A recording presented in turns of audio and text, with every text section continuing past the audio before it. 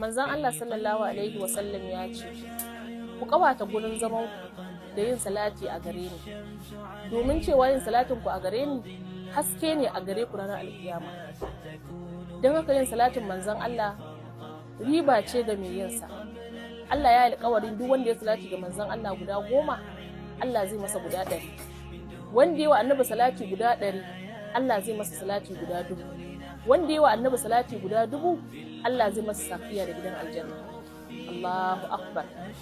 Babu wanda ya san yadda ake wannan salatin. Allah shi kadai ne ya san yadda ake yin salati. Mu dai kawai muna cewa Allahumma salli ala sayyidina Muhammadin wa sallim. Muna cewa Allah ya salatin da shugaba sallallahu alaihi wasallama ne, amma ba mu san ya ake salatin ba, ba mu san kuma yaya za a yi salatin ba. Allah shi kadai ne ya san yadda ake salatin, kuma shi ne yake yin salatin. Don haka ƴan uwa mu dage a kowane lokaci mu dinga yi wata salati ga sayyidina Rasulullahi, mu dinga salati ga sayyidina Habibullahi nabiyyir rahmati. Wallahi ina son manzon Allah, ba ni da wani masoyi da ya kai ka sayyidina Rasulullah.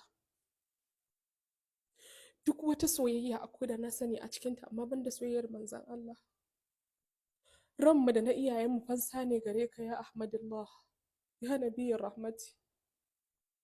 Amma yau an samu wasu balagurba a cikin al'umma wanda suke fitowa suke faɗar wannan batancin ga iyayen sayyidina Rasulullah. Wannan faɗan da Allah suke.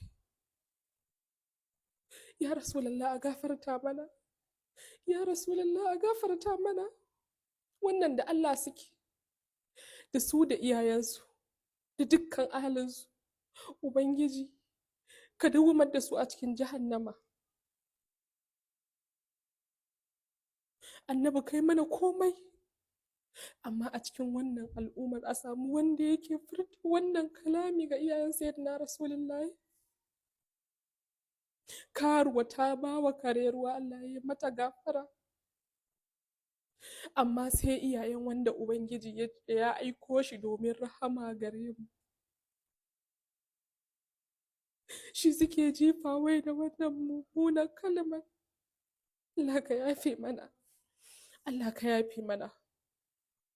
Wannan makomar jahannama ce, makomarsu da su da dukkan ahalinsu. Wallahi iyayensu sun yi asarar haihuwarsu, sun jaza musu masifa.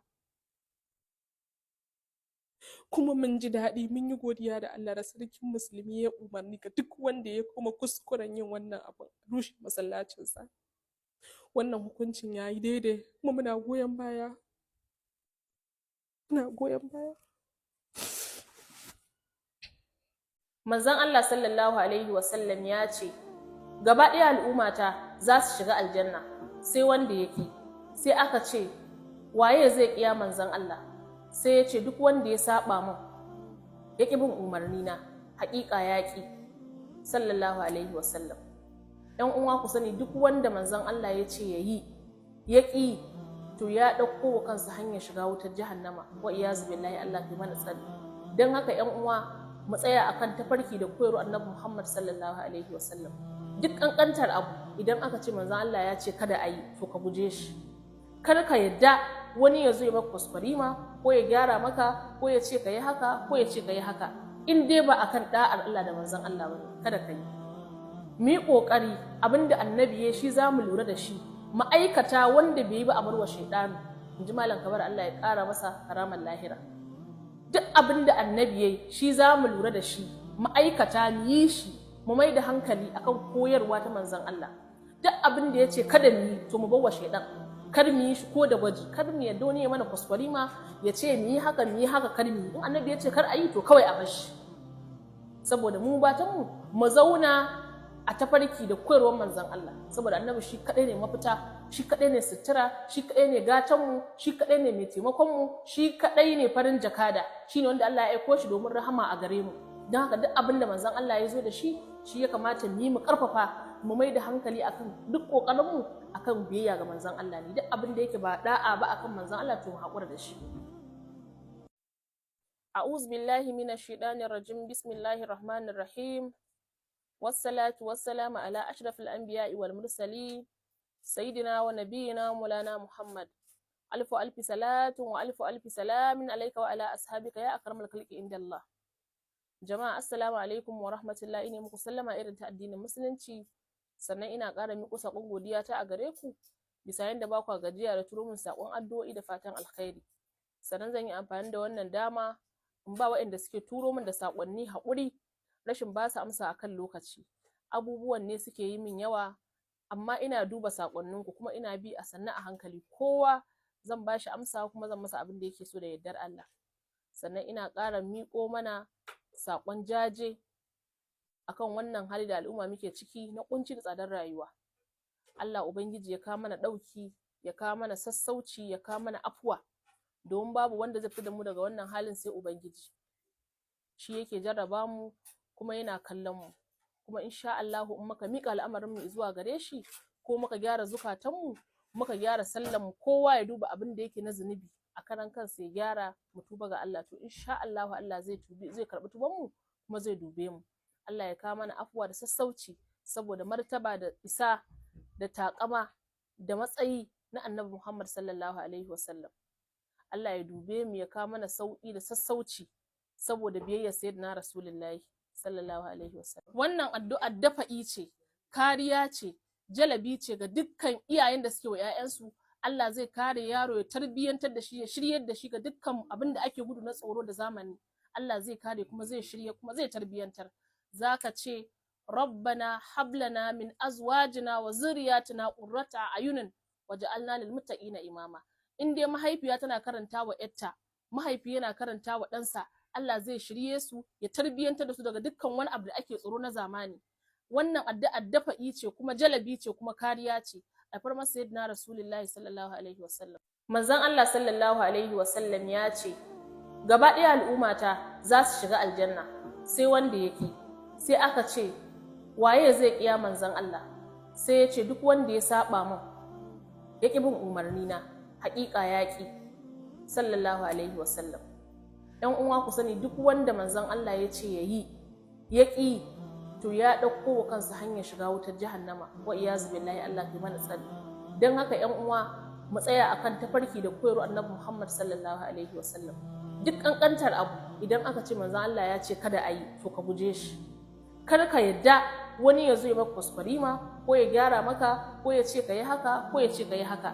In dai ba akan da'ar Allah da manzon Allah bane, kada ka yi. Mu yi ƙoƙari abinda annabi ya shi za mu lura da shi, ma'aikata wanda bai yi ba a barwa shaidanu. In ji Malam Kabar, Allah ya ƙara masa karamar lahira.